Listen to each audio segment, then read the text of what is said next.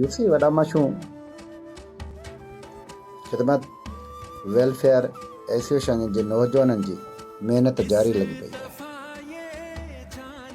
नौजवाननि जो साथ ॾियो ऐं नौजवान जी हिम्मत अफ़ज़ाई कयो। ख़िदमत वेलफेयर एसोसिएशन जे नौजवाननि जुमे जे ॾींहुं मस्जिदनि जे अॻियां सफ़ा सुथराई ऐं ॿुहारियूं ॾियारे चूनूं ठारियो वयो।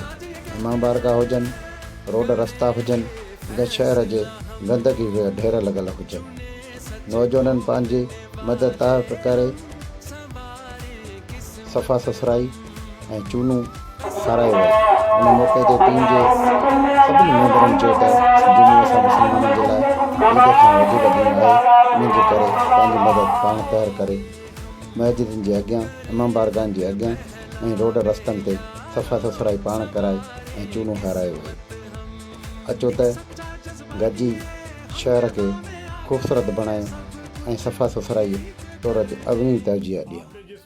ख़िदमत वेलफेयर एसोसिएशन जे नौजवाननि जो पैगाम आहे त असांजे मथां तनक़ीद बजाए असांजा हथ मज़बूत कयो ऐं असां सां गॾिजी कुलो कुल्हे में ॾेई बीहो, जीअं शहर यूसी वॾा माशूं ख़ूबसूरत बणाए करे गुलनि वांगुरु सिंगारियूं।